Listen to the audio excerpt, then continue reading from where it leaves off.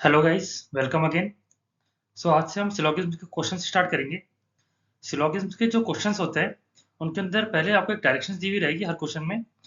वो डायरेक्शन इस तरह से रहेगी। In question some statements are given. ये स्टेटमेंट हो गया आपके पास, followed by two conclusion 1 and 2। कुछ स्टेटमेंट आपको गिवन रहेंगे और कुछ कंक्लूजन आपको गिवन रहेंगे। You have to consider the statements to be true even if they seem to be at variance from commonly known facts. इसका मतलब हुआ कि हमें जो स्टेटमेंट है, जैसे कि मैंने आपको थ्योरी पार्ट में बताया था, इन स्टेटमेंट को, इन कंक्लूजन्स को आपको ट्रू मानना है, भले ही ये कॉमनली जो फैक्ट्स है उनसे डिफर कर रहे हो। You have to decide which of the given conclusion if any follow from the given statement indicate your answer. हमें इन स्टेटमेंट्स को देखकर ये बताना है कि कौन सा कंक्लूजन, कंक्लूजन 1, कंक्लूजन 2 या दोनों में से कोई भी नहीं, इन स्टेटमेंट्स को ट्रू कर रहा है, भले ही ये commonly non facts and figure से डिफर कर रहे हो। और उस हिसाब से हमें इन कंक्लूजन्स का फिर आंसर देना है कि कौन सा हमारा ऑप्शन ठीक है, ए है, बी है, सी, डी या ई। ऑप्शन थोड़ा इस तरह से रहते हैं कि सिर्फ कंक्लूजन 1 सही है, कंक्लूजन 2 सही है, दोनों दोनों कंक्लूजन सही है, दोनों में से कोई सही नहीं है, या दोनों सही है। इसमें है दोनों में से कोई भी एक सही है। तो गाइस चलिए स्टार्ट करते हैं, हम क्वेश्चंस करते हैं। जैसे जैसे क्वेश्चंस करेंगे वैसे हमें ज़्यादा समझ में आएगा।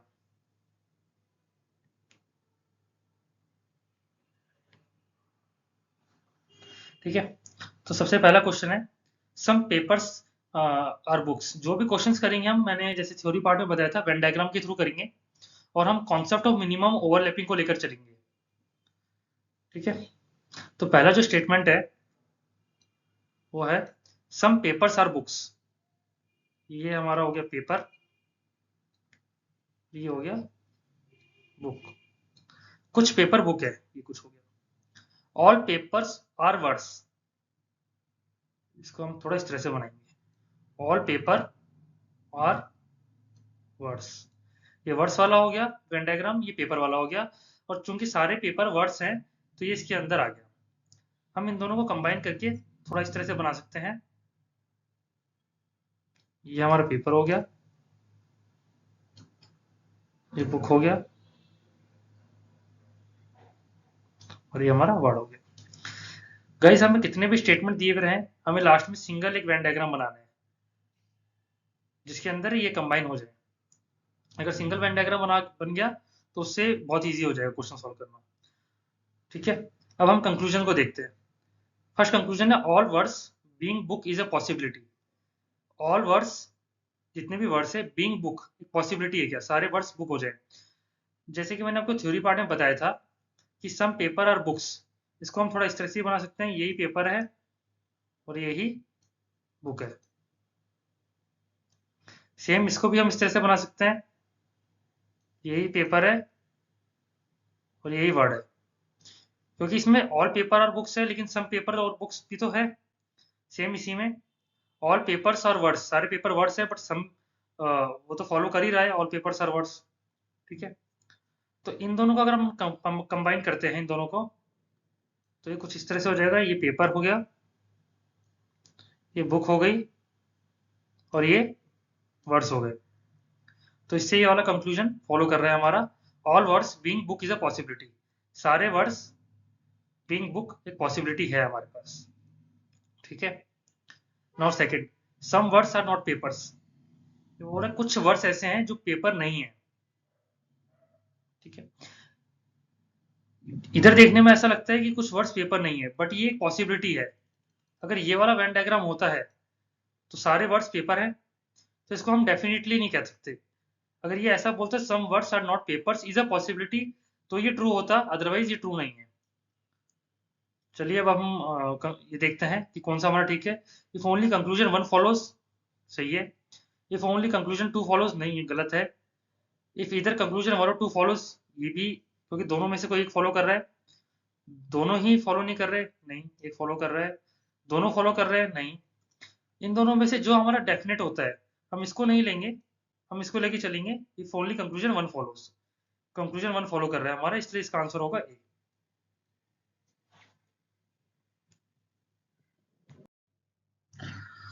सो गाइस, अब हम बात करते हैं नेक्स्ट क्वेश्चन की। नेक्स्ट क्वेश्चन में हमें 3 स्टेटमेंट दिए हुए हैं। First statement is no animal is a dog, next है some monkeys are animals, and third है ऑल कैट्स आर डॉग्स। तो इसको भी हम वेन डायग्राम के थ्रू करेंगे। ये हमारा एनिमल हो गया, ये हमारा हो गया डॉग हो गया। No animal is a dog, कोई भी एनिमल डॉग नहीं है, तो इनमें कोई ओवरलैपिंग नहीं होगी। सम मंकीज आर एनिमल, कुछ मंकीज एनिमल है, सम है इसलिए हमारा थोड़ा ओवरलैपिंग होगी। ऑल कैट्स आर डॉग्स, सारे कैट्स डॉग है, ये हमारा कैट हो गया। ठीक है, सारे कैट्स डॉग है। अब हम कंक्लूजन ड्रॉ करते हैं। No animal is a monkey, no animal is a monkey, ये रॉन्ग है क्योंकि कुछ मंकी एनिमल है, तो कुछ एनिमल भी तो मंकी है, ये वाला पार्ट। ठीक है, so this is wrong. All dogs are definitely not animals, सारे डॉग्स एनिमल नहीं है, मतलब कोई भी डॉग एनिमल नहीं है, डेफिनेटली नहीं है। जैसे ये था no animal is a dog, कोई भी एनिमल डॉग नहीं है, तो कोई भी डॉग एनिमल भी नहीं है। और ये हम सब वेन डायग्राम के थ्रू देख सकते हैं, बिल्कुल भी ओवरलैपिंग नहीं है, तो कोई डॉग एनिमल नहीं है, तो ये हमारा फॉलो कर रहा है। तो हमारा जो आंसर होगा वो बी होगा, if only conclusion two follows. Answer होगा हमारा बी फॉर बॉम्बे। ठीक है, सो हम नेक्स्ट क्वेश्चन पे जाते हैं।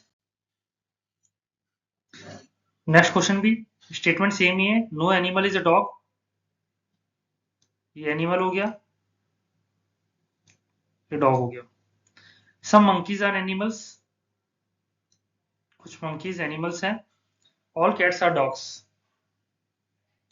सारे कैट्स डॉग्स हैं, ये कैट वाला पार्ट, सारे हैं इसलिए इसके अंदर आ गया। सम एनिमल्स आर मंकी, ये देखिए कुछ एनिमल ओवरलैपिंग है ना, तो कुछ एनिमल तो मंकी है। हम सिर्फ अब वेन डायग्राम को देखेंगे, हमने स्टेटमेंट से वेन डायग्राम बना लिया, अब हमें स्टेटमेंट देखने की कोई रिक्वायरमेंट नहीं है। अब हम सिर्फ वेन डायग्राम को देख के आंसर करेंगे अपना। सम एनिमल्स आर मंकीज, ठीक है, ये फॉलो कर रहा है हमारा। No cat is an animal, कोई कैट एनिमल नहीं है, इनमें कोई ओवरलैपिंग है, बिल्कुल भी ओवरलैपिंग नहीं है, इसलिए कोई कैट एनिमल नहीं, ये भी फॉलो कर रहा है हमारा। तो इसका जो हमारा आंसर होगा वो ये होगा, E part. Both conclusion 1 and 2 follow, दोनों फॉलो कर रहे हैं हमारा। जो आंसर होगा वो होगा ई। गाइस वेन डायग्राम बहुत, सिलोगिज्म जो टॉपिक है वो बहुत इजी है, क्वेश्चंस करना बहुत इजी है। आप अगर एक बार वेन डायग्राम बनाना सीख गए तो आप इजीली इन्फ्लुएंस कर सकते हैं कि कौन सा कंक्लूजन फॉलो करेगा। ठीक है, इसके लिए प्रैक्टिस की रिक्वायरमेंट है, जितनी ज्यादा प्रैक्टिस करेंगे उतना ज्यादा आपको समझ में आता जाएगा। अब बात करते हैं नेक्स्ट क्वेश्चन की। सो गाइस बात करते हैं हम नेक्स्ट क्वेश्चन की। इसमें भी हमें 3 स्टेटमेंट दे रखे हैं। फर्स्ट स्टेटमेंट है no day is a week, ये हमारा डे हो गया, ये हमारा वीक हो गया। No day is a week, कोई ओवरलैपिंग नहीं होगी इन दोनों के अंदर। Some months are days, some months are days, some है तो कुछ ओवरलैपिंग होगी। No week is a year, week और ईयर में कोई ओवरलैपिंग नहीं होगी। इसको हम ईयर को इधर भी बना सकते थे, क्योंकि इन दोनों में ओवरलैपिंग नहीं होगी, वीक और ईयर में, इनमें हो सकती है। बट हमने इसको सेपरेट इसलिए बनाया क्योंकि हमारा जो कॉन्सेप्ट है, कॉन्सेप्ट ऑफ मिनिमम ओवरलैपिंग, उसके हिसाब से हम कम से कम ओवरलैपिंग रखेंगे,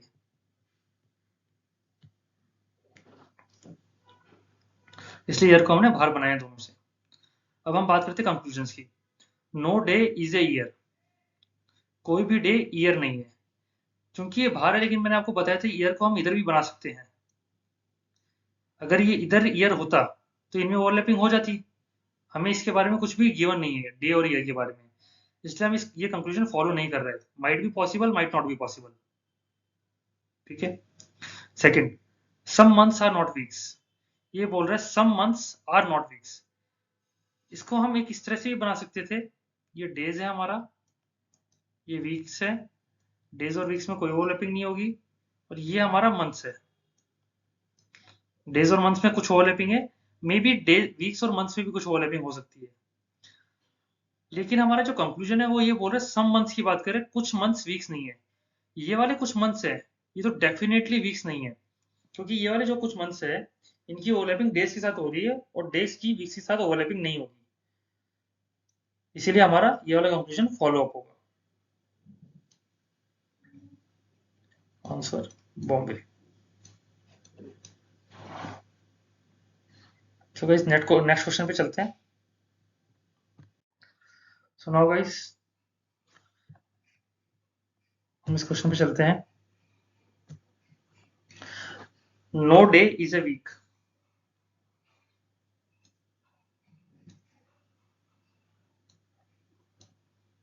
सम मंथ्स आर डेज। सेम जो लास्ट क्वेश्चन था, स्टेटमेंट वही है। No week is a year. No year is a week, इन दोनों में कोई वो नहीं है, क्या बोलते हैं, ओवरलैपिंग, इसलिए ये ट्रू है। All years being days is a possibility. सारे ईयर्स डेज हो सकते हैं, जैसे मैंने आपको लास्ट क्वेश्चन में भी बताया था, एक पॉसिबिलिटी ये भी हो सकती है।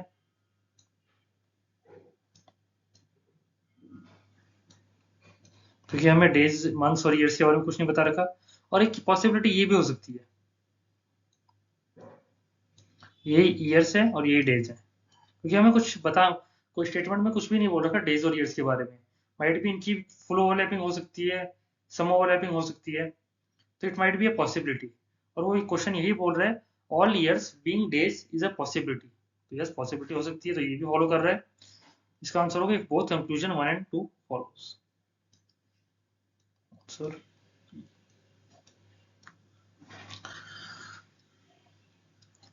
सो गाइस, अभी के लिए इतना ही। हमने आज 5 क्वेश्चंस करे हैं सिलोगिज्म के। इन क्वेश्चंस को आप फिर से कीजिए एक बार खुद से, और जितनी ज़्यादा प्रैक्टिस हो सकती है सिलोगिज्म के क्वेश्चंस की वो कीजिए। नेक्स्ट वीडियो में हम 5 क्वेश्चंस और करेंगे।